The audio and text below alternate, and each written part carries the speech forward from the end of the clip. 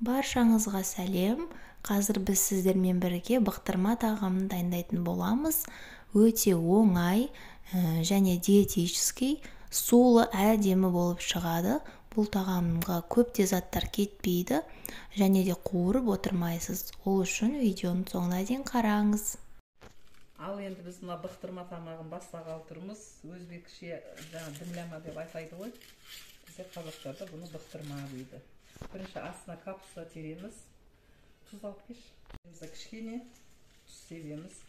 Содан кейін мынау етіміздің ішіндегі сүйектерін бөліп алып, астына капустаның үстіне беріп шығамыз сүйектерді.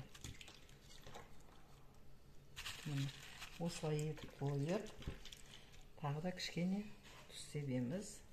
Және мына істеп ашып қойған чесноктарымыздан бір-екеуін салып жібереміз. Сөйтіп үстіне кәдімгідей әдемі қаракесек майлы еттерімізді саламыз. Жаңағы свежий ет, лаж болса тұз алмаған дәмді болады бұқтырмаға. Осылай салып, оның үстіне кішкене тұзымызды себеміз. Өйткені бұл тұз алмаған ет қой. Свежий ет болғандықтан тұз себеміз. Сосын мынау чесноктарымызды арасына, еттің арасына тығып жібереміз. Және кішкене бір-екі лавровый листен салып қоямыз арасына. Ал істедік. Ендігі жерде үстіне болгарский. Мына біз қысқа дайындап, жеке-жеке мынандай пакеттерге мына аузы өз бекетін болгарский менен жаңағы приправа, укроп, петрушка, жаңағы селдри деген нәрселерді осылай холодильникке салып қоямыз. Қысқа дайындап, жазда жаңағы бір пакеттегі заправкамыз бір тамаққа жетеді. Оның үстінен бұлай пиязымызды саламыз. Пиязды майдалау турасаңыздар да болады, ірі турасаңыздар да болады. Пиязды саламыз. Пиязды бәрін салып болғаннан кейін үстіне кішкене қара бұрыштан сеуіп қоямыз. Дәмдеуіштерден септік. Оның үстіне тағы да біздің арнайы тамаққа арналған дәмдеуіштер бар. Солардан да кішкене сеуіп қоямыз. Қасықпенен, әркім өзінің қалауы бойынша. Ал салып болғаннан кейін енді бұның үстіне біз сәбізімізді тереміз. Сәбіздерімізді сочный дәмді болу үшін сәбізімізді теріп шығамыз.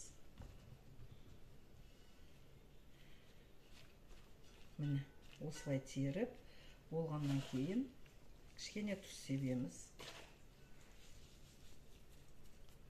Одан кейін ең соңында үстіне картошкамызды тереміз. Нені әкелдім там. Ал енді мына картошка сәбізден кейін картошкаларымызды теріп шықтық. Үстіне кішкене тұзымызды себеміз. Тұздарды сеуіп, өзі жобалап себеміз. Әші болып кетпеу керек. Ең соңында бұның үстіне біз не істейміз? Мынау енді жаз мезгілінде әрине свежий помидорға жетпейді. Енді қыс мезгілінде мынандай томатный соустарымыз болады, өзіміздің жапқан банкаларға. Соларды бұлай құйып шығамыз. Бұлай етіп. Ең үстінен құйып шығамыз. Сөйтеміз бағын. Мына капустамыздың жаңағы бір капустаны етіге бөліп, оны 4 бөлікке бөлдік. Сол капустамен қайтадан көмкеріп, картошканың үстінен айналдырып жауып шығамыз. Осылай жауып шығамыз.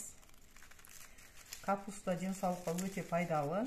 Барлықтарыңыз білетін шығарсыздар. Капуста піскеннен кейін өте керемет дәм береді тамаққа. Осылай капустамен жауып,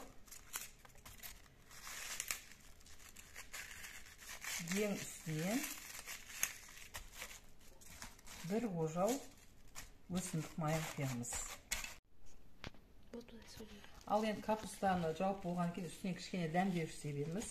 Капустамыз дәмді шығу үшін. Одан кейін ең соңында өсімдік майын бір ожау, яғни бір пилайшыға, чай ішетін пилаймен соны айналдыра құйып шығамыз.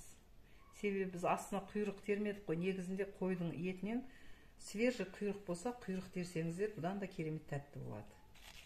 Біз қазір сиырдың жас свежий етіне істеп жатырмыз.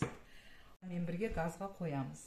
Қойғаннан кейін майымызды құйдық, соусымызды құйдық. Енді үстіне кішкене су құямыз. Себебі бізде етіміздің жаңағы барлық салған нәрсеміздің суы шығу керек. Кішкене су құямыз. Қайнаған су болса да болады.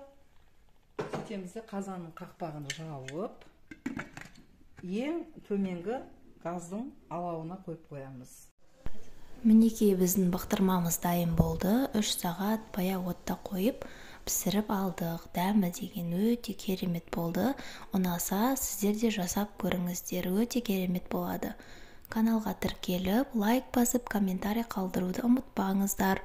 Сау болыңыздар.